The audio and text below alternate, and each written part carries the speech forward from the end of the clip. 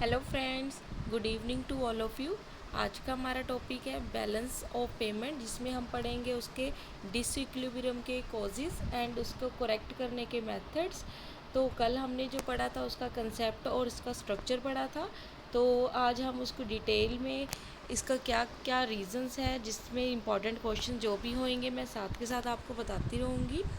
और देख लेते हैं अभी डिसइक्विलिब्रियम मैंने आपको कल बता ही दिया था कि क्या कैसे आता है। जब हमारा बीओपी में सरप्लस या फिर डेफिसिट हो जाए तो उस सिचुएशन को क्या कहते हैं हम जब तो उस सिचुएशन को कहते हैं हम बीओपी, डिसइक्विलिब्रियम इन बीओपी। ठीक है। तो अब ये सरप्लस कब होता है? सरप्लस हमारा तब हो जाता है जब हमारा इनफ्लो ज़्यादा हो जाता है आउटफ्लो से, और उसी सेम एज अगर आउटफ्लो ज़्यादा हो जाएगा इनफ्लो से तो क्या हो जाएगा? डेफिसिट हो जाएगा। अब देख लेते हैं कि जो डिसइक्विलिब्रियम है कोई कि ये हमारा ऑलवेज इक्विलिब्रियम में रहता है जो बीओपी है। तो अगर अकाउंटिंग सेंस की बात करें तो वहाँ पे तो हमारा जो बीओपी है वो इक्विलिब्रियम में रहता है, लेकिन कुछ कॉजेज़ है कि जिसकी वजह से डिसइक्विलिब्रियम क्यों आता है। मैंने आपको बताया ही था कि जो लीस्ट डेवलप कंट्रीज़ है उसमें बीओपी की प्रॉब्लम, जो डेफिसिट होने की चांसेस हमेशा रहते हैं, और उनको ये फेम में क्यों उनको ये प्रॉब्लम फेसेस करनी पड़ती है, क्योंकि उनको कई बार डेवलपमेंट कोई लोन्स लेने पड़ते हैं डेवलपमेंट प्रोग्राम्स के लिए। ठीक है। ठीक है, जिनकी वजह से या फिर कोई अपना रिजर्वेशन जो एक्सपोर्ट करना पड़ता है गोल्ड। ठीक है। और कुछ भी ऐसी मॉनेटरी जैसे वर्ल्ड बैंक, आईएमएफ, इनकी थ्रू जगह कोई लोन लेती है और कोई भी प्रोग्राम कोई भी रीजंस की वजह से, तो उसकी वजह से हमारे अकाउंट जो बीओपी है वो डेफिसिट आता है। ठीक है।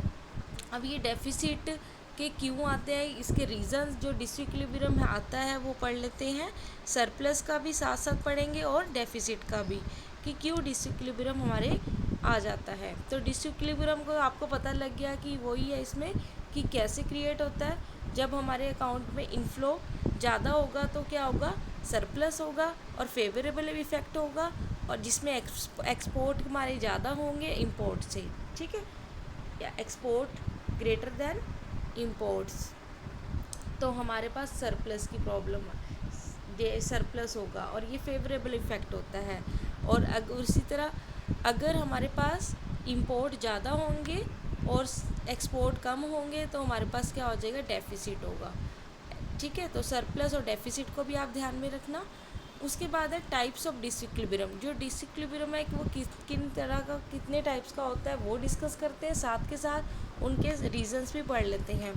फर्स्ट हमारा है साइक्लिकल डिसइक्विलिब्रियम। अब साइक्लिकल डिसइक्विलिब्रियम कब होता है, ये क्यों आता है? ये आता है साइक्लिक पैटर्न, जैसे जो हमारे बिजनेस साइकिल्स में जो अप डाउन चलते हैं।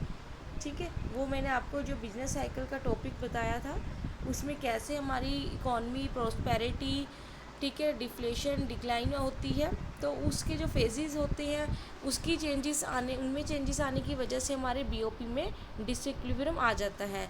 ठीक है, तो ये कब फेवरेबल होगा, सरप्लस होगा और डेफिसिट होगा वो देख लेते हैं। जब तो क्या होगा, हमारी जो प्राइजेस राइज होंगे, यानी कि देखिए प्राइजेस क्या हो रहे हैं? राइज हो रहे हैं प्रोस्पेरिटी में कंट्री।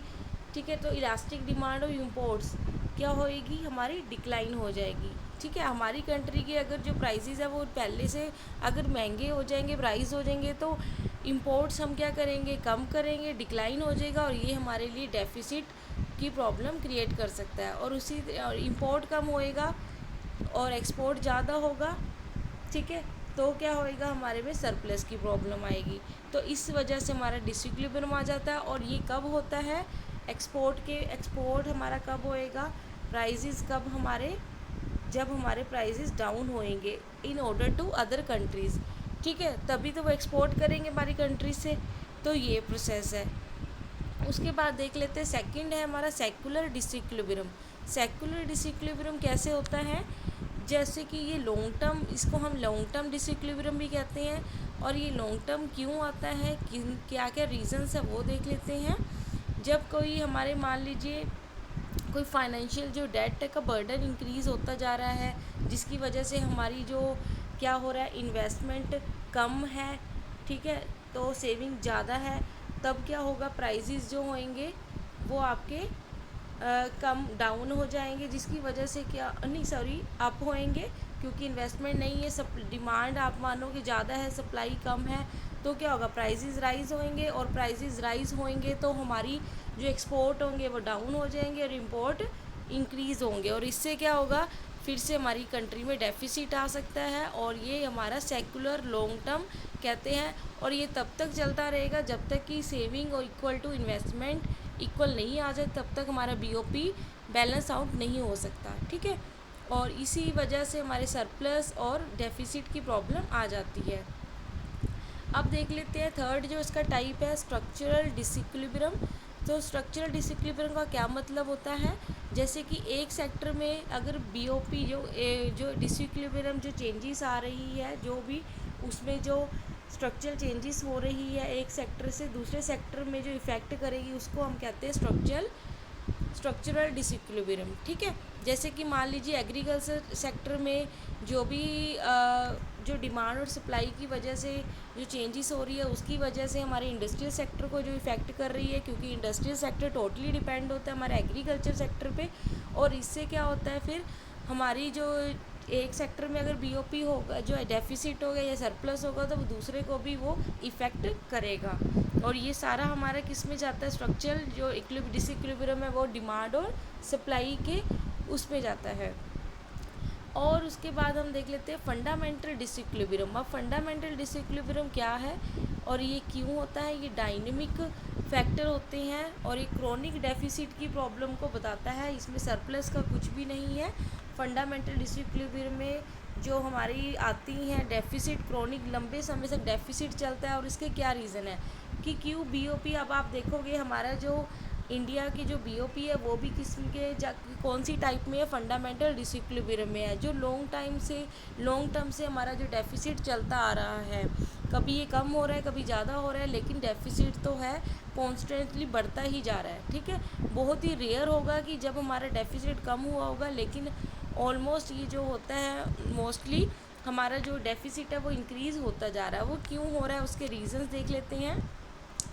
फर्स्ट तो इन्होंने बोला है डेवलपमेंट स्कीम्स, जैसे कि कुछ हमारी जो लीस्ट डेवलप कंट्रीज़ होती है वो अपनी ह्यूज इन्वेस्टमेंट करनी होती है अपनी डेवलपमेंट प्रोग्राम स्कीम्स के लिए, और उसके लिए उसको पैसा चाहिए होता है। जैसे कि अभी भी कोविड-19 के चलते जो गवर्नमेंट ने लोन्स लिए, अपने 20 लाख करोड़ का जो पैकेज लिया है जिससे इकॉनमी को चलाना है, कुछ डेवलपमेंट प्रोग्राम्स इन्वेस्टमेंट करनी है गवर्नमेंट को, और इसके लिए गवर्नमेंट ने जहाँ जहाँ से लोन लिया है, तो इससे हमारे आने वाले टाइम में फिर फर्दर क्या हो जाएगी प्रॉब्लम, बीओपी डेफिसिट होगा, और इस प्रोग्राम जो डेवलपमेंट स्कीम्स की वजह से हमारे बीओपी डेफिसिट होता है, ठीक है।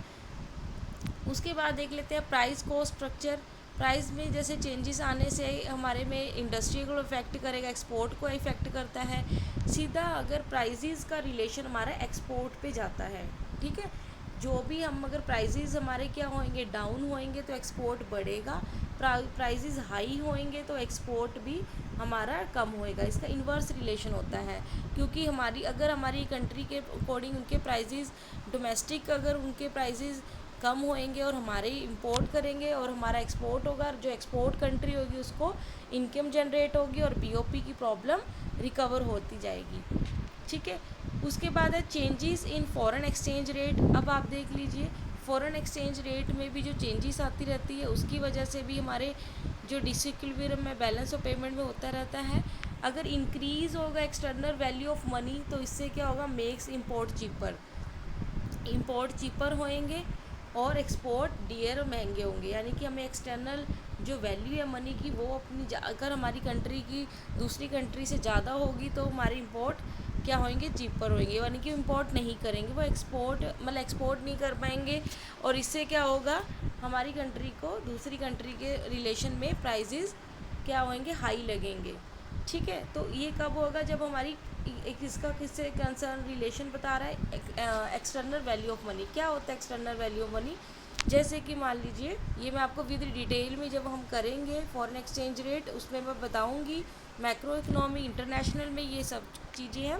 अब मैं आपको थोड़ा सा इसका कंसेप्ट बता, जैसे कि हमारा मान लीजिए $1 का प्राइस 64 रुपीज़ है, ठीक है। तो मान लीजिए फर्दर ये जो $1 का प्राइजेज़ है वो क्या हो जाएगा, 57 रुपीज़ हो गया। यानी कि इसमें क्या हो रहा है, जो एक्सटर्नल वैल्यू ऑफ मनी है हमारी क्या हो रही है, डाउन हो रही है। अब अगर उनको $1 पे 64 रुपीज़ पे करने थे पड़ रहे थे पहले, और अब उनको कितने पड़ रहे हैं, 56, यानी कि प्राइजेज़ उनको लगेगा फॉल। अब हमें उनके अकॉर्डिंग अगर उनको लगेगा कि प्राइजेज़ फॉल हो चुके हैं, तो इससे क्या होगा, वो ज़्यादा एक्सपोर्ट करेंगे, हम ज़्यादा एक्सपोर्ट करेंगे, इंपोर्ट कम होएंगे और ये फेवरेबल इफ़ेक्ट डालेगा। लेकिन अगर हमारी इंक्रीज़ हो जाता है तो ये फिर से, अगर मान लीजिए पहले ये था फिर बढ़ के 64 हो गया, उनको क्या पड़ रहे हैं, प्राइजेज़ ज़्यादा लगेंगे और इससे क्या होगा, फिर वो एक्सपोर्ट कम करेंगे, इंपोर्ट हमारा ज़्यादा होगा और ये हमारा डेफिसिट की प्रॉब्लम में लेके आ सकता है। ठीक है, तो इस तरह हमारा जो एक्सटर्नल फॉरेन एक्सचेंज रेट है वो भी इफ़ेक्ट करते हैं हमारे बीओपी के डिसइक्विलिब्रियम को। नेक्स्ट है fourth, fall in export demand. अगर हमारी एक्सपोर्ट डिमांड, मार्केट में अगर हमारी गुड्स की डिमांड ही नहीं होगी, एक्सपोर्ट कैसे होगा फिर। तो डिमांड भी हमारी डिपेंड करती है हमारे बीओपी के डिसइक्विलिब्रियम में। देखा ही होगा आपने कि जो हमारी डिमांड है, जो हमारी लेस डेवलप कंट्रीज़ है, ठीक है, जैसे कि हमारी इंडिया ही ले लो, वो ज़्यादातर एग्रीकल्चर सेक्टर पे ही डिपेंड है।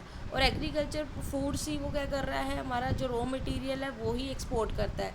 लेकिन जो बेसिक नेसेसिटीज़ होती है वो उसके प्राइसेस क्या होते हैं, वेरी लो होते हैं।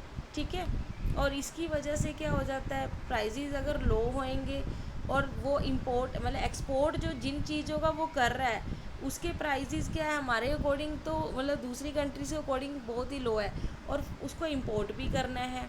इंपोर्ट हम महंगे में कर रहे हैं, एक्सपोर्ट हम सस्ते में कर रहे हैं। तो इससे क्या हो जाएगा, हमारी जो डेफिसिट की प्रॉब्लम आएगी, क्योंकि एक्सपोर्ट कम हो रहा है, इंपोर्ट ज़्यादा हो रहा है। और ये किसको इफ़ेक्ट कर रहा है, एक्सपोर्ट डिमांड को, यानी कि जो हमारी डिमांड है प्राइमरी गुड्स की हमेशा ही क्या होती है, लो होती है as compare to rich countries के। ठीक है, जो हम सब्सटीट्यूट करते हैं, जो हम मशीनरी वगैरह, वो लार्ज लेवल की ह्यूज इन्वेस्टमेंट पे डिपेंड होती है। तो कैसे इफ़ेक्ट करती है। उसके बाद डेमोस्ट्रेशन इफ़ेक्ट देख लीजिए। डेमोस्ट्रेशन का मतलब है कि आप देखा देखी में किसी चीज़ कंजप्शन पैटर्न को अडोप्ट कर रहे हो। अब हम क्या कर रहे हैं, बाहर की जो कंट्रीज़ है उनके कंजप्शन पैटर्न को फॉलो कर रहे हैं। ठीक है, इससे क्या होगा, इंपोर्ट्स जो होंगे हमारे क्या होंगे, दूसरी कंट्री के वो लेस होंगे। यानी कि मान लीजिए अगर आप लोकल की डिमांड को इंक्रीज़ नहीं करते, ठीक है, और फॉरेनर्स की ज़्यादा कर रहे हो, तो इससे इनकम ऑफ द इकॉनमी जो कंट्री की है वो तो डाउन होती जाएगी, और आप इंपोर्ट ज़्यादा करोगे और एक्सपोर्ट कम करेंगे। तो डेमोस्ट्रेशन इफ़ेक्ट भी बहुत इंपॉर्टेंट रोल प्ले करता है डिसइक्विलिब्रियम क्रिएट करने में। तो अगर हम क्या करेंगे, जो डेवलप जो कंट्रीज़ है और लीस्ट डेवलप कंट्रीज़ है उनके बीच अगर ट्रेड होता है, और अगर वो जो लेस डेवलप कंट्रीज़ है वो फ़ॉरेन के जो आइटम्स जो है, जो गुड्स एंड सर्विसेज को कंजप्शन पैटर्न को अडोप्ट करेगी, तो वो इंपोर्ट ज़्यादा करेगी और इससे क्या होगा, हमारा डेफिसिट प्रॉब्लम आ जाएगी।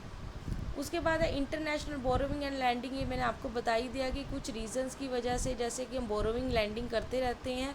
अगर तो हम बोरोविंग कर रहे हैं तो हमारे पे डेट की प्रॉब्लम आएगी, डेफिसिट होगा। अगर हम किसी को पैसा दे रहे हैं, लैंड कर रहे हैं बोरो की जगह, ठीक है, तो मतलब पेमेंट दे रहे हैं अगर, यानी कि हमारी आउटफ्लो हो रहा है किसी चीज़ का, तो फिर उसमें हमारी इकॉनमी को सरप्लस फेवरेबल इफ़ेक्ट होगा। तो ज़्यादा लोन लेना डेवलपमेंट प्रोग्राम या किसी भी रीज़न से हमारे लिए अनफेवरेबल इफ़ेक्ट डालता है। उसके बाद है साइक्लिकल फ्लक्चुएशंस।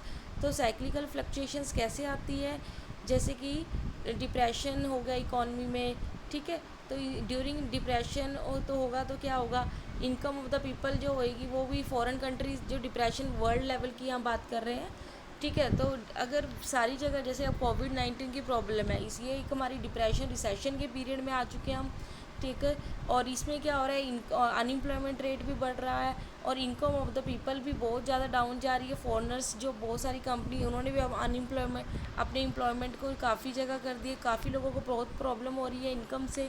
अगर इनकम डाउन है तो वो हमारी कंट्रीज से तो इंपोर्ट नहीं करेंगे, और हमारी जो लेस डेवलप कंट्रीज़ है उनका एक्सपोर्ट डाउन हो जाएगा और इसकी वजह से डिसइक्विलिब्रियम आ जाएगा, ठीक है। तो इस तरह साइक्लिकल फ्लक्चुएशंस से भी हमारा डिसइक्विलिब्रियम आ जाता है। उसके बाद है newly independent countries. Newly independent countries जैसे जो होती है वो एकदम से इतनी इंडिपेंडेंट नहीं हो पाती, फिर भी उसको कुछ ना कुछ आपको पता ही है, जैसे कि इंटरनेशनल रिलेशंस होते हैं, जैसे कि ह्यूज एक्सपेंडिचर करना पड़ता है, ऑर्गेनाइजेशन एम्बेसी मिशंस, इनकी वजह से उसको बहुत ज़्यादा पेमेंट इन्वेस्टमेंट करनी पड़ती है। और जैसे कि जब हमारा इंडिया क्या हुआ था फर्स्ट 1947 में जब हमारा फ्रीडम मिली थी, तब हमारे साथ उस टाइम हमारी इकॉनमी बहुत ही डाउन थी। जब हम इंडियन इकॉनमी पढ़ेंगे तो आपको मैं बताऊंगी कि कैसे हमने रिकवरी में आए हैं, ठीक है। तो उसके जो स्टार्टिंग पीरियड थे उसमें हमने कितनी जो ह्यूज इन्वेस्टमेंट की है, कितना हमने इन्वेस्ट जो हमारे पास फाइनेंशियल जो सेक्टर था वो कितना वीक था, उसको कैसे हमने किया स्ट्रॉन्ग, ठीक है। तो उसकी वजह से जो हमने फाइनेंसिंग जो होती है वो भी हम बोरो करके या कैसे भी, तो ये एडवर्स इफेक्ट डालता है हमारा बीओपी में। तो न्यूली इंडिपेंडेंट कंट्रीज़ को ये प्रॉब्लम फेस करनी पड़ जाती है। उसके बाद पॉपुलेशन एक्सप्लोजन भी एक रीज़न्स है। जहाँ ज़्यादा पॉपुलेशन होगी, जैसे कि इंडिया, उसमें इंपोर्ट भी ज़्यादा लोग करेंगे और इससे एक्सपोर्ट कम होगा, और इसकी वजह से भी हम कह सकते हैं कि ये रीज़न भी हो सकता है हमारा बीओपी में डिसइक्विलिब्रियम में। उसके बाद नेचुरल फैक्टर जैसे कि कोई क्लैमिटीज़, जो ड्रॉट, फ्लड्स, जैसे कि इंडिया आप देखोगे थ्री जो रीजन्स जो है, इंडिया लाइक जो कर रहा है पैसिफिक रीजन में लाइक करता है, कभी ना कभी ड्रॉट फ्लड्स की प्रॉब्लम आती ही रहती है, जिसकी वजह से गवर्नमेंट को बहुत सारा इन्वेस्टमेंट करना पड़ता है, ठीक है। और नेचुरल क्लाइमेट डिज़ास्टर जो होती रहती है, और भी कोई रीज़न्स है जिसकी वजह से ये आ सकते हैं। तो इस वजह से भी हम कह सकते हैं हमारी जो ये अनफेवरेबल इफ़ेक्ट डालता है कंट्री की प्रोडक्शन में, एक्सपोर्ट को फॉल हो जाते हैं, क्योंकि जब भी ये फ्लड वगैरह आती है, एग्रीकल्चर जो क्रॉप्स होती है, जो नीड्स होती हैं, जो नेसेसिटीज़ होती है, वो भी कम होने लग जाती है। और इंपोर्ट हम इंक्रीज़ करते हैं, एक्सपोर्ट कम करते हैं, तो भी हमारा डेफिसिट की प्रॉब्लम आ जाती है। तो ये कुछ रीज़न थे कि फंडामेंटल जो डिसइक्विलिब्रियम का जो हमने पार्ट किया है, और ये क्रॉनिक जो लॉन्ग टाइम जो हमारी बीओपी में डेफिसिट चलता है, उसके क्या रीज़न थे, और ये बहुत ही इंपॉर्टेंट है। तो आपने इसको एग्ज़ाम पॉइंट ऑफ व्यू से इसको अच्छे से ही डिटेल में पढ़ना है। उसके बाद कुछ मेथड्स भी हम डिस्कस करते हैं। मेथड वैसे जो इसके जो करेक्ट करने के डिसइक्विलिब्रियम को है, वो मैं आपको विद डायग्राम, और इसको हम जब करेंगे विद डिटेल में अच्छे से करेंगे, क्योंकि इसमें D valuation, J curve effect सारा कुछ आता है, ठीक है। तो मार्शल जो कंडीशंस है, कैसे हम उसको कर सकते हैं इलास्टिसिटी से, वो सब हम इसको अच्छे से डिस्कस करेंगे। लेकिन अब हम इसमें जैसे कि करेक्ट करने के लिए गवर्नमेंट क्या स्टेप उठाती है, मार्केट में कैसे, वो हम थोड़ा पढ़ लेते हैं कि इसको करेक्ट करने के कौन कौन से मेथड है, इसका बेसिक्स थोड़ा सा कंसेप्ट समझ लेते हैं। तो जैसे कि इसके लिए फ़र्स्ट तो हमारा है डिफ्लेशन। डिफ्लेशन का ये जो क्लासिकल जो मेथड था करेक्ट करने के लिए डेफिसिट को, प्रॉब्लम को बीओपी में, और ये क्या कैसी पॉलिसी है, ये पॉलिसी है कि रिड्यूस करना क्वांटिटी ऑफ मनी को। जब क्वांटिटी ऑफ मनी को आप रिड्यूस करते हैं तो प्राइजेस भी कम हो जाते हैं, और जब प्राइजेस कम हो जाते हैं तो दूसरी साइड क्या हो जाता है, इनकम ऑफ द पीपल भी लो हो जाती है। लोगों के पास पैसा नहीं होता तो वो क्या करेंगे, इंपोर्ट करेंगे ही नहीं, ठीक है। इंपोर्ट नहीं करेंगे तो एक्सपोर्ट होगा, एक्सपोर्ट करेंगे, ठीक है। तो इसकी वजह से ये हमारा एनकरेज कर रहा है, इंपोर्ट को डाउन कर रहा है, एक्सपोर्ट को इंक्रीज़ कर रहा है, और ये हमारा बीओपी को रिकवर फेवरेबल इफ़ेक्ट डालेगा, और इससे बीओपी का जो डेफिसिट है वो भी क्या हो जाएगा, रिड्यूस हो जाएगा, ठीक है। तो इसका समझ आ गया कि क्वांटिटी ऑफ मनी से कैसे हम कंट्रोल कर सकते हैं अपनी डेफिसिट को। लेकिन ये बेस्ट मेथड नहीं है, क्योंकि अगर आप मान लीजिए आप एक तरफ तो क्या कर रहे हो, मतलब प्राइसेस को फॉल कर रहे हो, तो साथ के साथ जो जिनके प्रोडक्शन जो है एग्रीकल्चर सेक्टर, उनके जो प्रोडक्शन सेक्टर है, उनको प्राइसेस लो होने से उनके वेजेस भी लो हो जाते हैं, और वेजेस लो हो जाने से, इनकम लो होने से इकॉनमी कभी भी हमारी प्रोस्पेरिटी की ओर नहीं जा सकती है। ये डिसइक्विलिब्रियम को तो कंट्रोल कर सकती है, तो दूसरी साइड और भी प्रॉब्लम क्रिएट कर सकती है, जैसे कि पावर्टी, अनएम्प्लॉयमेंट। तो ये बेस्ट मेथड नहीं है, ठीक है। उसके बाद देख लेते हैं हम डेप्रिसिएशन। डेप्रिसिएशन क्या है हमारा, ये बेस्ट मेथड है करेक्ट करने का डिसइक्विलिब्रियम जो बैलेंस ऑफ पेमेंट में आता है। अब डेप्रिसिएशन का क्या मतलब होता है, इसमें हम फॉल कर देते हैं in the rate of exchange of one currency in terms of another. जैसे कि मैंने अभी आपको पीछे बताया था कि एक $1 अगर आपका 64 रुपीज़ में है, और अगर आप उसको क्या कर दोगे, $1 अब किसके आ जाएगा, अपनी वैल्यू को कम कर रहे हो एक्सटर्नल रेट से, यानी कि डेप्रिशिएट कर देते हो, तो इससे क्या होगा, प्राइजेस जो होंगे फॉल हो जाएंगे, एक्सपोर्ट क्या होगा, ज़्यादा होगा, इंपोर्ट कम होगा, और हम बीओपी को डेफिसिट की प्रॉब्लम से रिकवर हो जाएंगे। ठीक है। और ये हमारे लिए बता रखा है कि इसमें फ़िक्स्ड एक्सचेंज रेट सिस्टम भी आता है और फ्लेक्सिबल भी, वो हम विद डिटेल जब हम करेंगे वो मैं आपको अच्छे से एक्सप्लेन विद डायग्राम बता दूंगी। ठीक है। अभी बस आप इसके मेथड देख लीजिए कि किस किस मेथड से हम इसको करेक्ट कर सकते हैं। अब आ जाता है डीवैल्यूशन। डीवैल्यूशन रेफर्स टू ऑफिशियल रिडक्शन। देखिए डीवैल्यूशन डेप्रिसिएशन में मतलब तो इनका सेम ही है कि हमने अपनी जो एक्सटर्नल वैल्यू ऑफ करेंसी है मनी की, उसको क्या करना है, रिड्यूस करना है। ठीक है। लेकिन इसमें फ़र्क चेंज में डिफरेंस क्या है इनका, जो डेप्रिसिएशन और डिवैल्यूशन में, जो डिवैल्यूशन होती है वो जो एक्सटर्नल वैल्यू लो की जाती है वो गवर्नमेंट के द्वारा की जाती है, इसमें जो रोल प्ले करती है गवर्नमेंट करती है।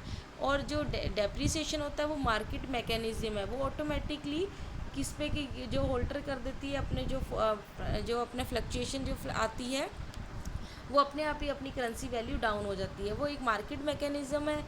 ठीक है। और जो हमारा डीवैल्यूशन है वो गवर्नमेंट के द्वारा किया जाता है। और ठीक है, तो ये इसमें डिफरेंस है, बाकी इसमें सारा कुछ ही सेम ही है कि हम इसमें वैल्यू अपनी डेप्रिसिएट करते हैं, अपनी वैल्यू जाके हमारा एक्सपोर्ट ज़्यादा हो, इंपोर्ट कम हो सके।